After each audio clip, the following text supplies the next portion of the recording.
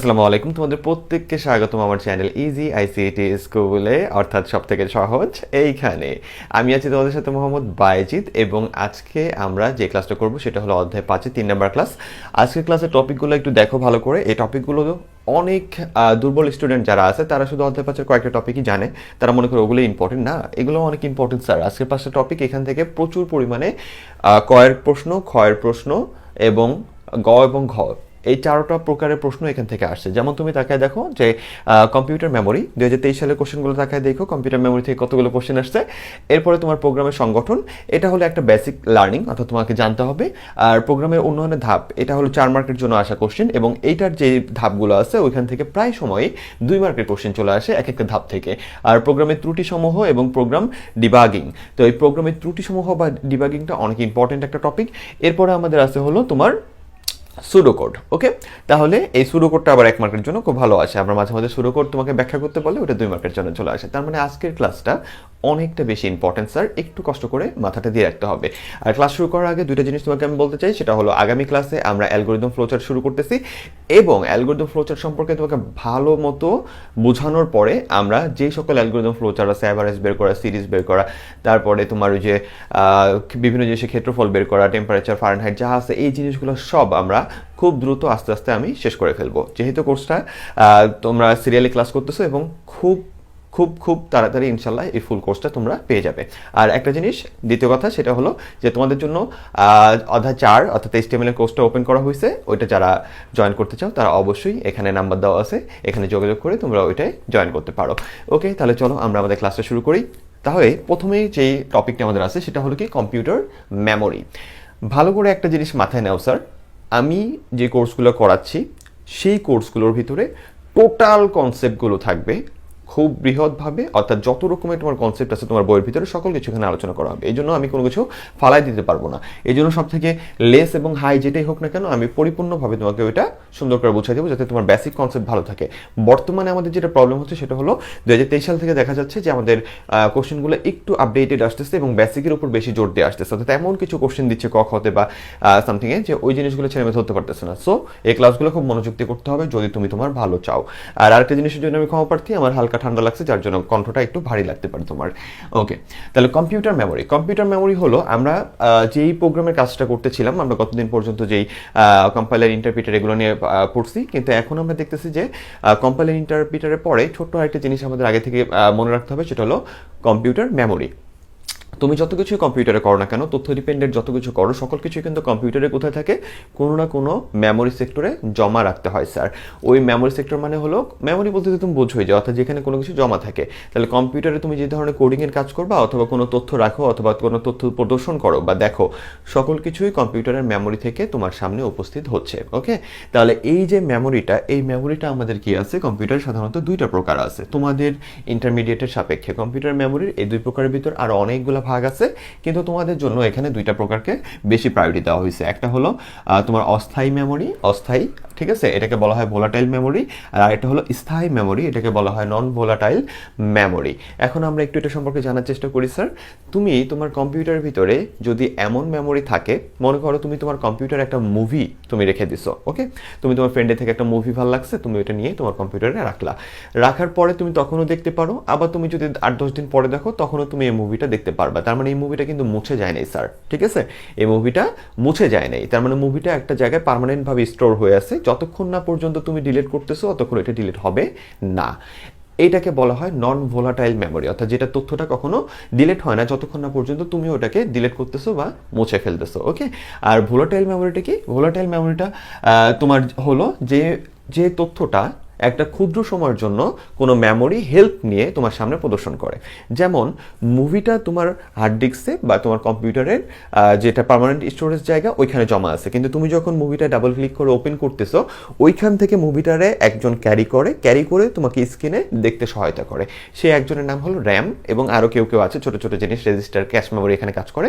তো জাস্ট কথার কথা যেটা বলতেছে সেটা হলো, মুভিটা কিন্তু এক জায়গায় স্টোর আছে স্যার। ওকে, মুভিটা এক জায়গায় স্টোর আছে, কিন্তু তুমি যখন মুভিটা ডাবল ক্লিক করে দেখতে চাচ্ছ, তোমার মনিটরে প্রদর্শন করার জন্য কোনো একজন ওইখান থেকে কি করতেছে, মুভিটারে একটু ধার করে নিয়ে আসতেছে, ধার করে নিয়ে এসে তোমার স্ক্রিনে দেখাচ্ছে। তুমি আবার মুভিটা কেটে দাও অথবা কম্পিউটার বন্ধ করে দাও, তাহলে কি হয়ে যাবে, মুভিটা আবার তুমি বন্ধ করে চালু করলে দেখতেছো মুভিটা আর সামনে নাই। তার কারণটা কি? তার কারণটা হলো ওই যে ধার করে নিয়ে আসছিল সে আবার কোথায় রেখে দিয়ে আসছে, আগে যেখানে ছিল ওইখানে রেখে দিয়ে আসছে।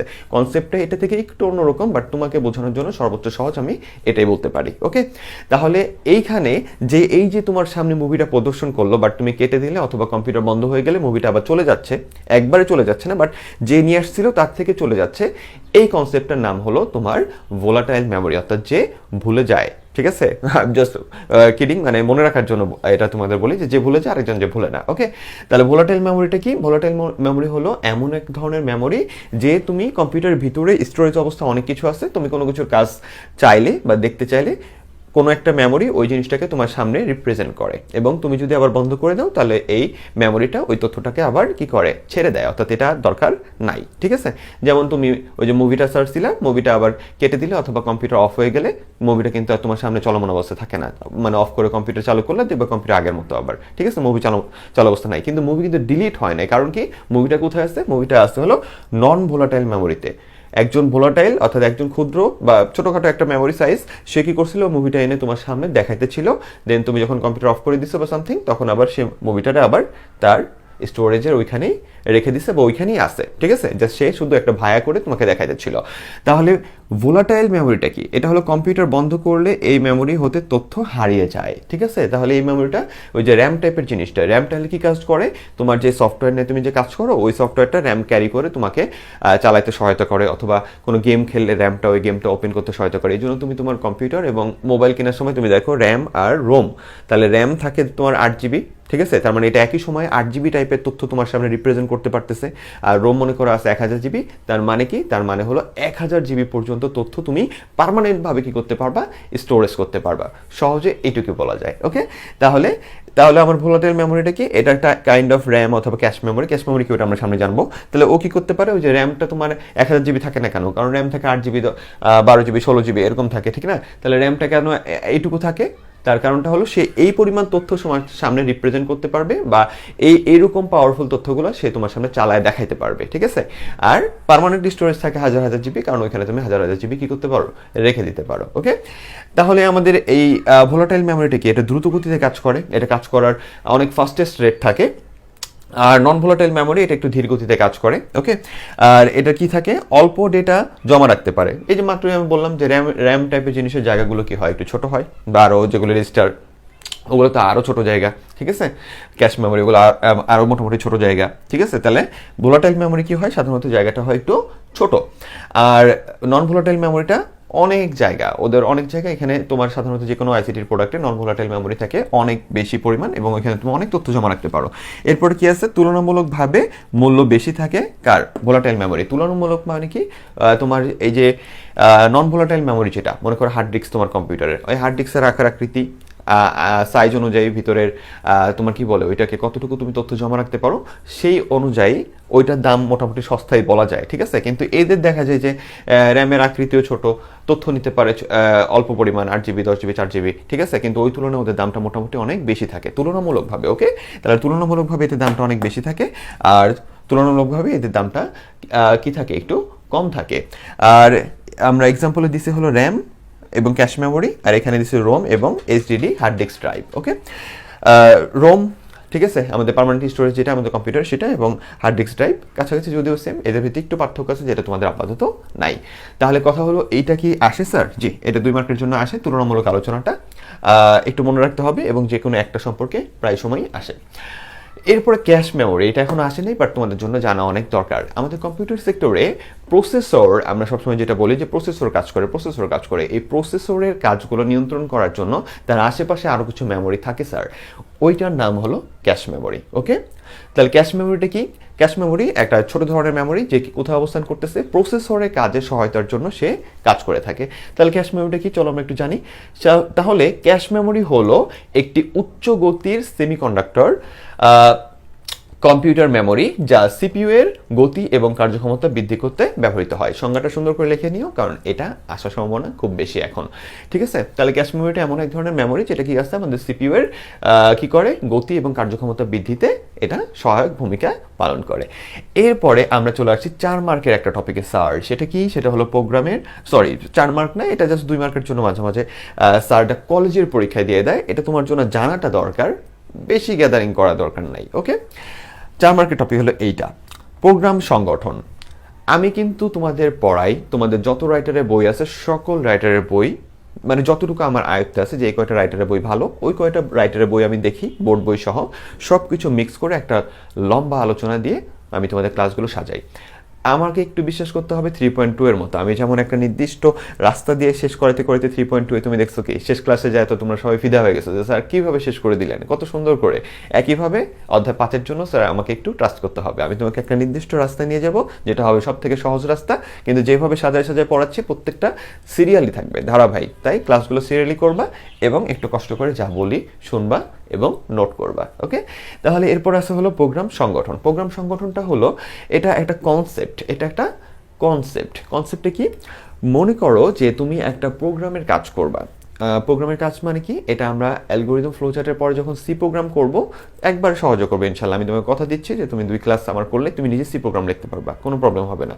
তো অ্যালগোরিদম ফ্লোচার্টের পর যখন সি প্রোগ্রাম করবো তখন তুমি এটা একটু বুঝতে পারবা যে আমাদের এই প্রোগ্রামটা, এই যে প্রোগ্রাম টাইপের জিনিসটা, প্রোগ্রামটা কি, আমরা কম্পিউটারকে কোনো কিছু ইনপুট করব, কোনো একটা ল্যাঙ্গুয়েজের মাধ্যমে কিছু একটা ইনপুট করব, ঠিক আছে, দেন প্রসেস হবে, দেন সে আমাকে একটা আউটপুট দিবে, অর্থাৎ আমরা কোনো নির্দেশনা দিব, সেটা প্রসেস করবে এবং সে আমাকে কি দিবে, একটা আউটপুট বা ফলাফল দিবে। এই টোটাল সিস্টেমটাকে আমরা বলি প্রোগ্রাম সিস্টেম। ওকে, তাহলে এই প্রোগ্রাম সিস্টেমটা তাহলে কি কি আছে, প্রোগ্রাম সংগঠন মানে হলো এই প্রোগ্রাম সিস্টেমটার ভিতরে কোন কোন ধাপগুলো পড়ে। তাহলে প্রোগ্রাম সংগঠন মানে কি, একটা প্রোগ্রাম জেনারেট হইতে কোন কোন ধাপগুলো পার করতে হয়, সেটা হলো কি ইনপুটের ধাপ, প্রসেস ধাপ এবং আউটপুট ধাপ। এখন তুমি যদি কোনো জায়গায় তোমাদের খ মার্কের কোশ্চেনে দেখো যেটা আসছে, তাহলে সুন্দর করে বলে দিবা যে প্রোগ্রাম সংগঠনের জন্য আমাদের 3টা ধাপ নিয়ে কাজ করতে হয়, বা কম্পিউটার 3টা ধাপ নিয়ে কাজ করে, সেটা হলো ইনপুট এবং প্রসেস এবং আউটপুট। ইনপুটে এখানে কোন কোন দিক নির্দেশনা দেওয়া হবে বা কোন কোন নির্দেশনা দেওয়ার মাধ্যমে আমরা কাজ করা নিতে চাই সেটা এখানে কাজ করে, একটু সুন্দর করে ব্যাখ্যা করে দিবা ইনপুট লিখে, যে এখানে নির্দেশনা দেওয়া হয় বা মান দেওয়া হয় যার উপর নির্ভর করে কম্পিউটার কাজ করবে। প্রসেস লিখে সুন্দর করে লিখে আবার 2টা ফোঁটা দিয়ে ব্যাখ্যা করে দিবা যে প্রসেস বলতে বোঝায় হলো আমরা যে ইনপুটগুলো দিলাম সেই ইনপুটগুলোর উপরে সে বিশেষ কিছু অপারেশনের কাজ করে, অর্থাৎ যার মাধ্যমে একটা চূড়ান্ত রেজাল্টে সে নিয়ে আসতে পারবে। এবং আউটপুট সুন্দর করে লিখে 2টা ফোঁটা দিয়ে তুমি লিখে দিতে পারো যে আউটপুট বলতে বোঝায় হলো যে ইনপুটের উপর নির্ভর করে যে প্রসেসটা হয়েছে, প্রসেসের পরে ফাইনাল আমাদের কি দিছে, একটা রেজাল্ট দিছে, ওই রেজাল্টটাই হলো আমাদের কি আউটপুটটা। যেমন একটা ছোট্ট প্রোগ্রাম, মনে করো 2টা সংখ্যা যোগফল, তাহলে তুমি 2টা সংখ্যা দিলা 50 আর 30, তাহলে এটা হলো ইনপুট। 50 আর 30 যোগফল চাও, যোগফল তাহলে কম্পিউটার কি করবে, যোগ করবে, এটা হলো প্রসেস, এবং যোগ করে যে আমাকে 80 রেজাল্টটা দিবে এটা হলো আউটপুট। ওকে, তাহলে এবার আসো 4 মার্কের টপিকে। এখানে প্রতি একটার ক্ষমতা আছে কি জানো, প্রতি একটা 2 মার্কের জন্য করে চলে আসে। ওকে, আর আগামী ক্লাসটা কি অ্যালগোরিদম ফ্লোচার্টের, সো কানেক্টেড থাকতে হবে। তাহলে প্রোগ্রাম উন্নয়নের ধাপসমূহ, প্রোগ্রাম উন্নয়নের ধাপসমূহ কি, আমরা কিন্তু আজকের ক্লাসে মোটামুটি থিওরি ক্লাস, মানে জেনারেল থিওরি যেটা, অর্থাৎ আমাদের কোডের বাইরে যেগুলো বেসিক জানতে হয় সেই জিনিসগুলো আমরা শেষ করে ফেলতেছি। আগামী ক্লাস থেকে অ্যালগোরিদম ফ্লোচার্ট এবং কোড নির্ভরশীল পড়াশোনা শুরু হবে। তাহলে প্রোগ্রাম উন্নয়নের ধাপসমূহ কি, 7টা ধাপ আছে। 4 মার্কের জন্য এটা 2016 সালে আসছে যতটুকু খেয়াল পড়ে, এবং প্রতিটা ধাপ 2 মার্কের জন্য আসে। সমস্যা নির্দিষ্টকরণ, প্রোগ্রাম উন্নয়নের ধাপ বলতে বোঝায় হলো তুমি যে একটা প্রোগ্রাম নিয়ে কাজ করবা, মনে করো তুমি একজন প্রোগ্রামার, তোমাকে কোনো একটা প্রবলেম সলভ করতে দেওয়া হলো, তুমি এই প্রবলেমটা তুমি কোডিংয়ের মাধ্যমে সলভ করবা, তাহলে তোমাকে 7টা ধাপ তোমার মাথায় তখন চালাইতে হবে, অথবা 7টা ধাপ সম্পর্কে তুমি একটু হিসাব নিকাশ করে দেন তুমি কোড করাটা শুরু করবা। এই 7টা ধাপ কি কি, চলো আমরা একটু বিস্তারিত জেনে নিই। প্রথমে আসে হলো সমস্যা নির্দিষ্টকরণ। সমস্যা নির্দিষ্টকরণ বলতে কি বোঝায়, সমস্যা নির্দিষ্টকরণ মানে হলো, মনে করো আমি একজন প্রোগ্রামার বা তুমি একজন প্রোগ্রামার, একজন এসে বলতেছে যে ভাই আমাকে এমন একটা কোডিং বানায় দেন বা এমন একটা সফটওয়্যার বানায় দেন যেটা 2টা সংখ্যাকে যোগ করে দিতে পারে। তাহলে সে যে তোমাকে বলল, তাহলে কথাটা যে বললো, সে বললো যে এক একবার এক এক রকম সংখ্যা দিব, কখনো ডেসিমাল দিব, কখনো ইন্টিজার দিব, কখনো ফ্লয়েড দিব, ডেসিমাল ইন্টিজার যদিও একই, ফ্লয়েড দিব, কখনো অনেক বড় সংখ্যা দিব, অনেক কিছু তোমাকে বললো। তুমি এবার তার কথা থেকে তুমি কি করবা, তুমি তার কথা থেকে কনসেপ্ট বের করবা যে মেইন প্রবলেমটা কি। মেইন প্রবলেমটা হলো সে দুইটা সংখ্যা যোগ করতে চায়, সে দুটো সংখ্যা যোগ করতে চায়, তাহলে এটাকে বলা হয় সমস্যা নির্দিষ্টকরণ। তাহলে প্রোগ্রাম উন্নয়নের ধাপসমূহ কয়টা? তাহলে সুন্দর করে যদি এই প্রশ্নটা আসে 4 মার্কের জন্য খাতায় লিখবা যে প্রোগ্রাম উন্নয়নের ধাপসমূহ হলো 7টি, এবং এই 7টা ধাপ সিরিয়ালে লিখবা।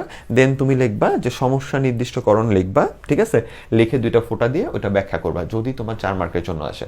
আর যদি 2 মার্কের জন্য আসে যে ব্যাখ্যা করো যে প্রোগ্রাম ডিজাইন ব্যাখ্যা করো, ঠিক আছে, প্রোগ্রাম ডিজাইন বলতে কি বোঝায়, তাহলে আমি যে ব্যাখ্যাগুলো করতেছি একটু কষ্ট করে কানে নিও, এবং কোনো রাইটারের বই দেখলেই দেখবে এটা আছে, এবং যা বলতেছি তাই পাবা। ওকে, একটু পড়লেই হবে অথবা নোট করে রাখতে পারো। তাহলে ফার্স্টে আমরা কি করবো, 4 মার্কের জন্য আসলে টোটালটা লিখবো, পরে একটা একটা করে পয়েন্ট কি করবো, আমরা একটা একটা করে পয়েন্ট ব্যাখ্যা করব। আর যদি একটা চলে আসে যে কোনোটা, ওটা তুমি যা এখন অ্যানালাইজ করতেছো সেটা লিখে দিলেই হবে। তাহলে আমরা ফার্স্টে এইভাবে লিখে এবার সমস্যা নির্দিষ্টকরণে এসে দেখলাম কি, যে সমস্যা নির্দিষ্টকরণ বলতে বোঝা হলো যে আমরা আমাদের প্রবলেমকে কি করতেছি, আমরা আমাদের প্রবলেমটাকে অ্যানালাইজ করতেছি যে আসলে কোন প্রবলেমটা আমাকে দেওয়া হচ্ছে। সেটা হলো কি দুইটা সংখ্যার যোগফল করা। এই যে আমরা সমস্যাটা নির্দিষ্ট করে বের করতে পারলাম, অনুসন্ধান করে বের করলাম যে এই সমস্যাটার সমাধানই আমার করতে হবে, সেটাকে বলা হয় হলো সমস্যা নির্দিষ্টকরণের ধাপ, ঠিক আছে। এবং এইখানে আমরা মোটামুটি একটা আইডিয়া করে ফেলতে পারি যে আমার ইনপুটে কি কি দেওয়া হবে এবং আমার আউটপুট কোন ধরনের আসবে। ওকে, এরপরে আছে হলো সমস্যা বিশ্লেষণ। সমস্যা বিশ্লেষণ বলতে কি বোঝায়? সমস্যা বিশ্লেষণ মানে চিন্তা করে দেখো, তোমাকে যখন ওই যে লোকটা বললো যে আমাকে ভাই 2টা সংখ্যা যোগ করতে হবে, অনেক কথা বললো যে এই ধরনের সংখ্যাগুলো, এখন তুমি বসে বসে চিন্তা করবা যে যোগ করার জন্য মনে করো তুমি অনেকগুলো রাস্তা বের করছো, যে এইভাবে যোগ করলেও এগুলো সমাধান আসবে, এইভাবে যোগ করলেও এগুলার সমাধান চলে আসবে।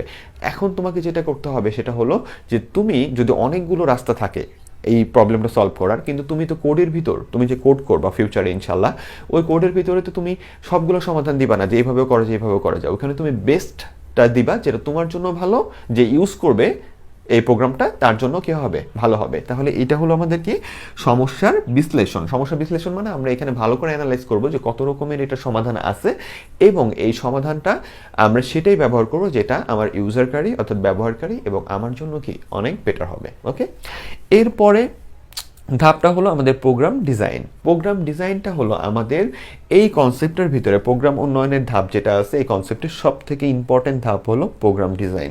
একটু ভালো করে মাথায় রাখতে হবে যে প্রোগ্রাম ডিজাইনটা মোস্ট ইম্পর্টেন্ট স্টেপ বা এটা বলা হয়ে থাকে, এটা একটু মনে রাখবা, অনৈবিত থেকে আসে।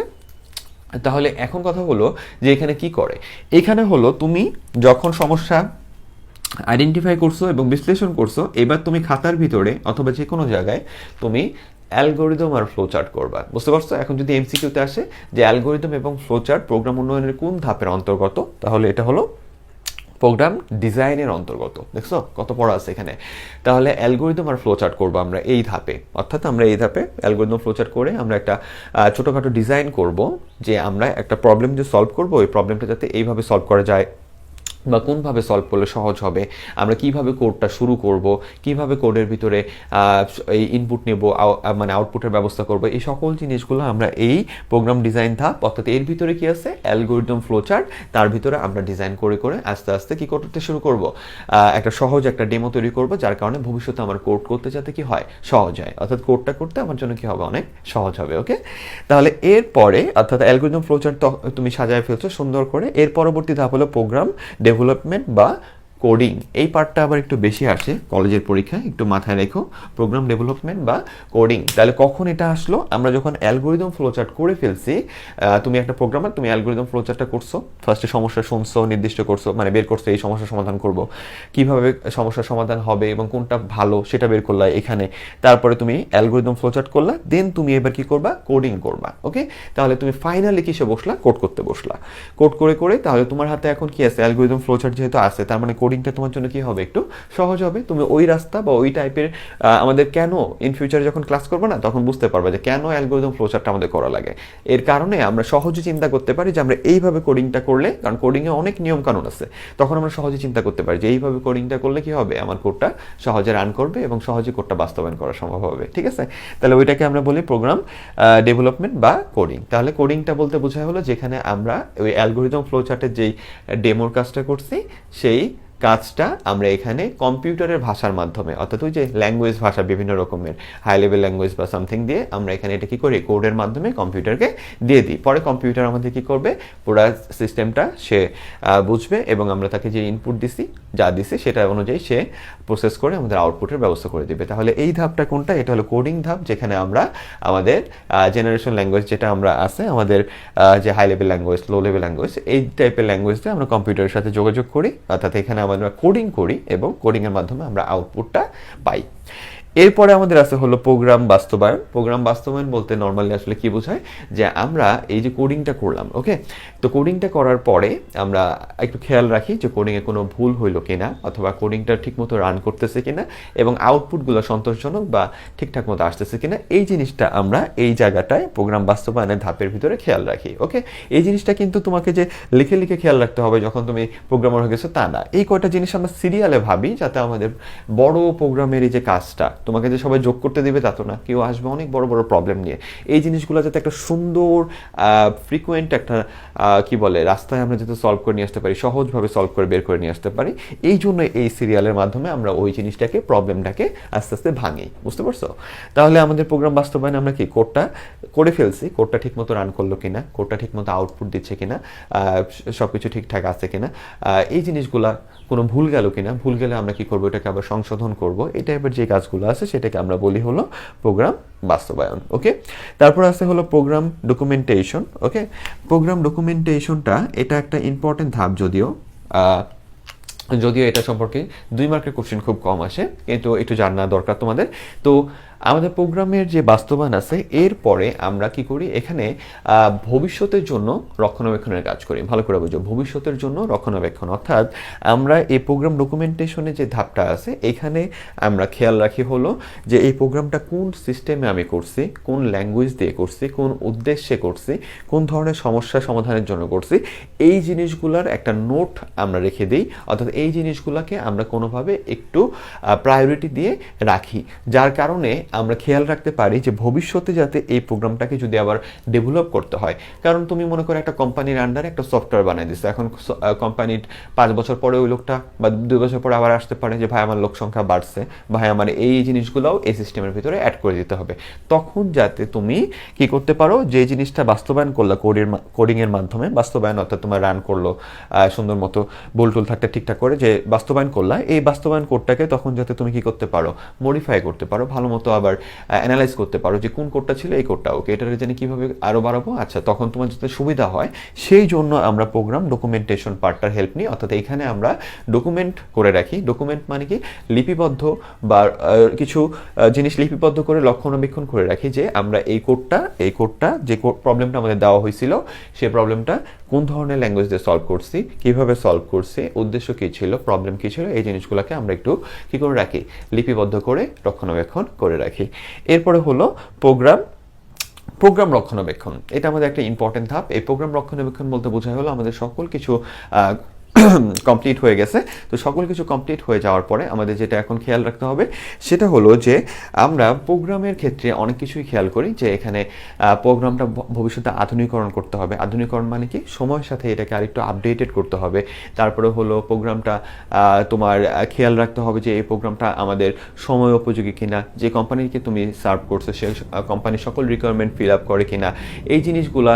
তারপরে তোমাকে খেয়াল রাখতে হবে আরও ছোটো কিছু জিনিস, যে প্রোগ্রামে যদি কোনো পরবর্তীতে কোনো ভুল, ঠিক আছে, প্রোগ্রামে যদি পরবর্তীতে কোনো ভুল পাওয়া যায় সেগুলো সংশোধন করে প্রোগ্রামটাকে আরও তোমার কি বলে ভালো বেনিফিট দিবে এরকম একটা চেহারা আনা, এই টোটাল জিনিসটাকে বলা হয় প্রোগ্রাম রক্ষণাবেক্ষণ প্রক্রিয়া। অর্থাৎ এখানে আমরা প্রোগ্রামটারে কাইন্ড অফ এক প্রকার তো সংরক্ষণ করা হয়েই গেছে, ব্যবহার পর্যায়ে আছে, এছাড়াও আমরা কি করব এই প্রোগ্রামটাকে, অর্থাৎ যে জিনিসটা আমরা তৈরি করছি সেটাকে কোনো ভুল গেলে ওটা সংশোধন, অথবা কোনো কিছু সংযোজন দরকার পড়লে সংযোজন, ওই জিনিসগুলো এখানে কাজ করবো। তাহলে ভালো করে বুঝছো, প্রোগ্রামের যে ডকুমেন্টেশন এটা কিন্তু উদ্দেশ্য ছিল ভবিষ্যতে আমরা কি করব, ভবিষ্যতে আমরা আমার যদি দরকার পড়ে, অর্থাৎ ভবিষ্যতে যদি এটার কোনো পরিবর্তন করা দরকার পড়ে বা ভুল পাইলে যদি ঠিক করা দরকার পড়ে বা কিছু, ওই সময় আমার যাতে হেল্প করে এমন জিনিসগুলো দিয়ে আমাদের এই প্রোগ্রাম ডকুমেন্টেশনটা, ঠিক আছে। ওইখানে তাহলে প্রোগ্রাম ডকুমেন্টেশনে আমরা খেয়াল রাখছি কি কি, যে প্রোগ্রাম বানাইছিলাম কেন, প্রোগ্রামটার উদ্দেশ্য, কোন ল্যাঙ্গুয়েজ দিয়ে বানাইছি, ঠিক আছে, এবং এটা কিভাবে কাজ করে,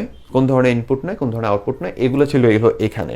আর ফাইনালি হলো আমার প্রোগ্রাম রক্ষণাবেক্ষণে আমরা পাইতেছি হলো যদি কোনো প্রবলেম হয় তাহলে ওটা কিভাবে সলভ করব, যদি কোনো ভুল হয় ওটা কিভাবে সংশোধন করব, তারপরে হলো এই প্রোগ্রামটাকে যদি আমরা আরও আপডেটেড করতে চাই তাহলে কিভাবে করব। তার মানে এইখানে যে কাজগুলো করব ওইটার পরিকল্পনা আমরা আগে প্রোগ্রাম ডকুমেন্টেশনে করে রাখি, ঠিক আছে। ফাইনালি দেন আমরা এখানে কাজগুলো করে দিই। আচ্ছা, আমরা এখন যেটা করব সেটা হলো আমাদের প্রোগ্রামের ত্রুটি সমূহ বা প্রোগ্রাম ডিবাগিং এই টপিকটা পড়বো, আর হলো সুডোকোড। তাহলে একটু খেয়াল রাখো, আমরা আগে সুডোকোডটা পড়বো। সুডোকোড মানে কি? সুডোকোড মানে হলো যেটা সত্য নয়, সহজ কথা। সুডোকোড একটা গ্রিক শব্দ যতটুকু খেয়াল পড়ে, আর এটার মানে হলো যে সত্য নয় অথবা খসড়া কাজ। খসড়া মানে কি? খসড়া মানে হলো তুমি রাত্রে 2টা বাজে হঠাৎ করে চিন্তা করো না আর একদিন বড়লোক হয়ে যাবো, দেন আমি একটা বাড়ি বানাবো, বাড়িটার এখানে থাকবে বাথরুম, এখানেও থাকবে বাথরুম, এখানেও থাকবে বাথরুম, আর এখানে থাকবে বারান্দা, জাস্ট কিডিং। তো এরকম তোমার চিন্তা থাকে না যে এরকম তুমি একটা বাড়ি বানাবো সামথিং, দেন তুমি খাতাপত্রে আঁকা শুরু করো, মাথায় একটা ডিজাইন শুরু করে দাও যে এরকম থাকবে আমার বাড়িটা। তাহলে এই যে তুমি চিন্তা করো যেটা কি, যেটা হলো তুমি জাস্ট একটা চিন্তা বা কল্পনা, ওকে, তুমি একটা খাতায় আঁকতেছো বা কিছু একটা, এই জিনিসটাকে বলা হয় একটা খসড়া কাজ। তাহলে সুডোকোড কি? সুডোকোড হলো একটা খসড়া কাজ, অর্থাৎ আমরা যে ভবিষ্যতে কোড করব, ওকে, আমরা যে ভবিষ্যতে কি করব, সি কোডটা করব, ওই সি কোডটা করার জন্য আমাদের কি দরকার হবে, সি কোডটা সাজানোর জন্য আমরা অ্যালগোরিদম সাজাই আগে। খেয়াল আছে, একটু আগে বললাম যে অ্যালগোরিদম কিছু যেটা আমরা আগামী ক্লাসে শিখবো, তো অ্যালগোরিদম ফ্লোচার্ট যে সাজাই, তো ওই অ্যালগোরিদম ফ্লোচার্ট সাজানোর আগেও তুমি যেটা করতে পারো সেটা হলো এরকম একটা সুডোকোড সাজায় নিতে পারো খাতায় আগে, ঠিক আছে। সুডোকোডের কোনো নিয়ম কানুন নাই, কোনো কিছু নাই। সুডোকোডটা হলো তুমি বুঝতে পারো এমনভাবে তুমি শুধু প্রবলেমটার একটু ডিসক্রাইব করবা। যেমন মনে করো আমি তোমার বললাম যে দুইটা প্রশ্নের কি দুইটা সংখ্যা কি করো, যোগ করো। তুমি বানাইলা কি, যে আচ্ছা ঠিক আছে বিং, এটা ইংলিশে, তুমি বাংলায় সুডোকোড যদি বাংলায় করো কোনো সমস্যা নাই, তবে ইংলিশে করাটা বেটার, ওকে। তাহলে এখানে কি আছে, বিং, অর্থাৎ আমরা শুরু করলাম বা স্টার্ট তুমি দিলা, তারপরে কি ইনপুট দিলাম একটা নাম্বার, 2টা নাম্বার যোগ করবো, তুমি বললা কি ইনপুট দিলাম একটা নাম্বার, ইনপুট দিলাম আরো একটা নাম্বার, ঠিক আছে, ইনপুট দিলাম নাম্বার 1, ইনপুট দিলাম নাম্বার 2, পরে আমি সাম যোগ করবো, সাম সমান সমান নাম্বার 1 প্লাস নাম্বার 2 করলাম, পরে প্রিন্ট করে দিলাম সাম, অর্থাৎ আমাকে আউটপুট বের হবে কি, সামটা হবে, এবং ইন শেষ হয়ে গেল। তার মানে আমি যে 2টা সংখ্যা যোগ করবো, তুমি খেয়াল করলা কি শুধু যে শুরু করলাম, পরে সংখ্যা নাম্বার 1 নিলাম, সংখ্যা নাম্বার 2 নিলাম, পরে সাম নামের একটা জায়গায় 2টা যোগ করে দিলাম, তারপরে আমার যোগফলটা বের হয়ে গেল, কাজ শেষ হয়ে গেল। এই যে একটা সুন্দর একটা কোড টাইপের যে জিনিসটা তুমি ডিজাইন করলা, যেখানে কোনো ভ্যালু নাই, কোনো নিয়ম কানুন নাই, কিচ্ছু নাই, তুমি শুধু একটা ডিজাইন করলা, এটাই হলো একটা সুডোকোড। এক্সাম্পলে তুমি এটা লিখে দিতে পারো, ওকে। তাহলে 2টা সংখ্যা যোগফলের সুডোকোড হিসেবে এটা ইউজ করতে পারো। তাহলে সুডোকোডটা কি? এটা হলো অ্যালগোরিদম যে সাজাবা, ওইটা সাজানোর আগেও তুমি কি করতে পারো, সুডোকোডটা সাজাতে পারো। তার মানে সুডোকোডের কোনো নিয়ম কানুন নাই, এটা শুধুমাত্র আমরা যে সি কোডটা বাস্তবায়ন করবো, ওই সি কোডটা কিভাবে বাস্তবায়িত হবে তার একটা খসড়া ডিজাইন, স্যার, ওকে। তাহলে এটাকে বলি আমরা সুডোকোড। এরপরে আছে হলো প্রোগ্রামের ত্রুটি সমূহ। প্রোগ্রামের ত্রুটি, অর্থাৎ তুমি যে সি কোডটা করছো, যেমন এটা একটা সি কোড, ছোট্ট একটা সি কোড, তো এই যে সি কোডে আমি বলছি না এখানে অনেকগুলো নিয়ম কানুন আছে, তাহলে এই নিয়ম কানুনের বিভিন্ন জায়গায় তুমি ভুল করতে পারো, এই ভুলগুলোকে বলা হয় প্রোগ্রামের ত্রুটি, অথবা এই ভুলকে সংশোধনকে বলা হয় প্রোগ্রাম ডিবাগিং, ঠিক আছে। 2টা টপিক ক্লোজ টু বলে 2টা টপিক একসাথেই একই টাইপ করে প্রশ্নে চলে আসে, তাহলে 2টার অ্যান্সার আমরা একই শিখবো। তাহলে প্রোগ্রামের ত্রুটি বলতে আমরা শিখবো যে কয় রকমের ভুল আমরা করি, আর প্রোগ্রাম ডিবাগিং মানে হলো সেই একই জিনিস যে কয় রকমের ভুল করছি এবং সেটাকে কিভাবে শুদ্ধ করব। তাহলে আমরা সাধারণত কোনো কোডের ভিতরে কোনো ভুল করলে ওইটাকে বলা হয় বাগ, ঠিক আছে, BUG, বাগ মানে ভুল করা, এবং ওইটাকে সঠিক করাকে বলা হয় ডিবাগ। এবং ভুল তুমি যেভাবে খুঁজে বের করো, যেটা অধ্যায় 4 তুমি শুনছো এই জিনিসটা, যে ভুল যে আমরা খুঁজে বের করি প্রোগ্রাম রান করলে খুঁজে বের করতে পারি, ঠিক আছে, প্রোগ্রাম করার পরে, ওইটাকে আমরা বলি হলো টেস্টিংয়ের মাধ্যমে ভুল খুঁজে বের করি, ওকে। তাহলে ভুল পাইলে বাগ, ওইটাকে কি করব, ঠিক করব, ওইটাকে কি বলা হয়, ডিবাগ। এই জিনিসগুলো সামনে আমরা শিখবো আরো। শুধুমাত্র এখানে একটু খেয়াল করো যে আমাদের একটা কোড আছে, কিচ্ছু বুঝতে হবে না, শুধু কয়েকটা ওয়ার্ড তুমি বুঝো যে আমাদের প্রোগ্রামের ভিতরে যে ডিবাগিং আছে, অর্থাৎ যে ভুল আছে, ভুলকে যে শুধরাবো, এখানে 3 রকমের ভুল হয় যেটাকে আমাদের শুধরাইতে হয়। 3 রকমের ভুল কি কি? ডেটার ভুল হয়, যুক্তিগত ভুল হয়, সিনট্যাক্সের ভুল হয়। কোশ্চেনটা কিন্তু অনেক বেশি ইম্পর্টেন্ট, মাথায় রাখো। তাহলে আমাদের এই 3 রকমের ভুলকে আমরা কি করি, ডিবাগ করি। তাহলে মনে করো এটা একটা সি কোড। এখানে ডেটার ভুল মানে কি জানো? ডেটার ভুল মানে হলো তোমাকে বললো যে 2টা সংখ্যা যোগ করো, এর মান 20 আর বি এর মান তোমার 30। তুমি এর মান 20 আর 30 দিছে, তুমি এর মান লিখে রাখছো 15, বি এর মান দিয়ে রাখছো 20, অথবা এর মান ঠিকই 20 দিছো, বি এর মান 30 এর জায়গায় আর অন্য কিছু দিয়ে দিছো। সহজ কথা হলো যে এই মানগুলো নিয়ে তুমি কাজ করবা, যদি এই মান যেটা দিয়ে তুমি কাজ করবা সেই মান যদি তুমি দিতে ভুল করো ওইটাকে বলা হয় হলো ডেটার ভুল, ঠিক আছে? এবং এটা সংশোধন করা হয় প্রোগ্রাম ডিবাগিং সেক্টরে। ওকে, তাহলে তুমি কি করবা, তোমাকে যদি বলে প্রোগ্রাম ডিবাগিং কি, তাহলে তুমি বলবা প্রোগ্রাম ডিবাগিং আমাদের 3 রকমের হয়ে থাকে। যে প্রোগ্রাম আমরা ডিবাগিং করি কয় রকমের? 3 রকমের। সেটা হলো ডেটার ভুলকে ডিবাগ করি, যুক্তিগত ভুলকে ডিবাগ করি এবং সিনট্যাক্স ভুলকে আমরা ডিবাগ করি বা শুদ্ধ করি। তাহলে ডেটার ভুলটা কি সুন্দর করে বলবা, যে ডেটার ভুলটা হলো যদি প্রোগ্রামে যেই ভ্যালুগুলো দেওয়া হয়, ইনপুটগুলো দেওয়া হয়, সেগুলো নিতে যদি আমরা ভুল করি, অর্থাৎ কোনো জায়গায় মনে করো কি বলছে, কোনো জায়গায় আমার এর মান নিতে বলছে কত, এর মান নিতে বলছে 25, আর তুমি এখানে এর মান নিয়ে ফেলছো কি, এর মান নিয়ে ফেলছো 52 ভুলে, তাহলে এটা হলো একটা কি ডেটার ভুল। ঠিক আছে, সুন্দর করে উদাহরণ দিয়ে বলে দিলা। বা কোনো জায়গায় বি এর মান নিতে বলছে এত, তুমি নিয়ে ফেলছো এত, তাহলে এটাও একটা ডেটার ভুল। এভাবে তুমি সুন্দর করে বলে দিলা। যুক্তিগত ভুল, যুক্তিগত ভুল মানে কি স্যার? যুক্তিগত মানে হলো তোমার অপারেশন, অর্থাৎ তুমি দুইটা সংখ্যা আমি তোমাকে যোগ করতে বলছি, তোমাকে আমি বলছি যে তুমি আমাকে দুইটা সংখ্যা যোগ করে দাও, a প্লাস বি করে দাও, ঠিক আছে, বি করে দাও, তুমি করে ফেলছো কি, তুমি করছো হলো a মাইনাস বি করে রাখছো, তাহলে এটা হলো একটা যুক্তিগত ভুল। আমি তোমাকে বলছি যে এই প্রোগ্রামের ভিতরে a হলো b এর থেকে বড়, আর তুমি এখানে বানায় ফেলছো a হলো b এর থেকে ছোট, তাহলে এটা যুক্তিগত ভুল। আমি যদি বলি এই দুইটা সমান, তুমি অন্য কিছু করে ফেলছো, তাহলে যুক্তিগত ভুল। গুণ করতে বলছে তুমি ভাগ করে ফেলছো, যুক্তিগত ভুল। ভাগ করতে বলছে তুমি গুণ করে ফেলছো, এটাও যুক্তিগত ভুল। তার মানে যুক্তিগত ভুল মানে হলো আমি যে ভ্যালুগুলো নিচ্ছি তাদের ভিতরে যে অপারেশন হবে, যোগ বিয়োগ গুণ ভাগ ছোট বড়, এই জিনিসগুলো একরকম হওয়ার কথা, কিন্তু আমি কোড লেখার সময় আরেক রকম করে ফেলছি, তাহলে এটা কি হবে? যুক্তিগত ভুল। যেমন এটা কি, এটা হলো অ্যাডিশনের প্রবলেম, ঠিক আছে, অ্যাডিশনের প্রবলেম। আমি এই যে এখানে a প্লাস বি দিয়ে রাখছি, আমি যদি এখানে মাইনাস দিয়ে দিতাম আউটপুট ঠিকই আসতো, কিন্তু আমি যদি এখানে মাইনাস দিয়ে দিই তাহলে কি হয়ে যাবে? এটা যুক্তিগত ভুল হবে। বুঝতে পারছো? মানে তোমাকে যেটা করতে বলছে তুমি এটা অপারেশন অন্য কিছু করে ফেলছো। ওকে, তারপরে আছে সিনট্যাক্স ভুল। সিনট্যাক্স মানে কি? সিনট্যাক্স মানে হলো গ্রামার, গ্রামার যেটা নিয়মকানুন মেনে আমাদের কাজ করতে হবে ইন ফিউচারে, অর্থাৎ এই নিয়মগুলো তোমাকে মানতেই হবে। তো এই কোড লেখার সময় আমাদের কিছু নিয়মকানুন এখানে আছে, যেমন এই যে সেকেন্ড ব্র্যাকেট দিছি, এই যে এখানে ফার্স্ট ব্র্যাকেট দেওয়া হয়েছে, এই যে এখানে দেখো প্রত্যেকটা লাইনের শেষে, প্রত্যেক লাইন না যদিও, বিশেষ কিছু স্টেটমেন্টের শেষে এই যে সেমিকলন দেওয়া, এই যে সেমিকলন দেওয়া, এই যে সেমিকলন দিয়ে বন্ধ করা, এই যে জিনিসগুলো, বা এই যে এখানে কমা ইউজ করা, এই প্রত্যেকটা জিনিস কিন্তু নিয়ম, যেটা তুমি ইন ফিউচারে আমার সাথেই শিখবা ইনশাআল্লাহ। তাহলে এই যে নিয়মগুলা, এখান থেকে যদি একটা কমাও তুমি মুছে ফেলো, যেটা নিয়ম, ওইখান থেকে যদি একটা কমাও মুছে ফেলো, তাহলে আমার প্রোগ্রাম রান করবে না, তোমাকে কোনো আউটপুট দিবে না। এগুলোকে মেজর ভুল, মানে বড় ধরনের ভুল বলা হয়, ঠিক আছে? সিনট্যাক্সে কোনো ভুল করলে প্রোগ্রাম আউটপুটই দেয় না। তাহলে এই যে তুমি কোলন টোলন এগুলো যদি ভুল করে ফেলো, ঠিক আছে, এটাও কাইন্ড অফ একটা বড় ভুলের ভিতরেই পড়ে। তাহলে তুমি এইগুলো ভুল করলেও তোমার প্রোগ্রাম কোনো আউটপুট দিবে না। তাহলে যেই জিনিসটা হলো সি কোডের নিয়ম, যে তোমাকে মানতে হবে, যেমন গ্রামারে অনেক সময় থাকে না যে এখানে V3 বসাইতেই হবে, তুমি কি যা স্যারে জিজ্ঞেস করছো বসাবো না, কেন বসাবো, মারামারি লাগিয়ে দিছো, ওরকম না। একইভাবে যে ওটা করতেই হবে, একইভাবে এখানেও কিছু নিয়ম আছে, তোমাকে এটা দিতেই হবে বা করতেই হবে। তাহলে ওই জিনিসটা হলো আমাদের সিনট্যাক্স, এবং ওইরকম কোনো কিছু আমরা ভুল করলে, অর্থাৎ কমার জায়গায় কমা দেই নাই, সেমিকলনের জায়গায় সেমিকলন দেই নাই, এরকম কোনো ভুলগুলো যদি আমরা করে থাকি, তাহলে ওইটাকে আমাদের বলা হবে সিনট্যাক্সের ভুল। তো এই হলো টপিক। এই সবগুলো জিনিস আমি তোমাকে বৃহৎভাবে বলে দিলাম, বই থেকে এখন একটু দেখলে তোমার হয়ে যাবে, অথবা তুমি নোট করে রাখলে তুমি এখান থেকে ভালো কিছু পাবে। আগামী ক্লাসের জন্য তোমাকে দাওয়াত দিয়ে রাখলাম, কারণ আগামী ক্লাসটা হবে আমাদের অনেক ইম্পর্টেন্ট ক্লাস। ইনশাআল্লাহ ভালো থাকবে, সুস্থ থাকবে। যদি কোনো কিছু বলার থাকে তুমি আমার ফেসবুক পেজে লিঙ্ক দেওয়া আছে নিচে, ওইটা বলতে পারো। ইনশাআল্লাহ তোমার সাথে কথা হবে। আল্লাহ হাফেজ, আসসালামু আলাইকুম।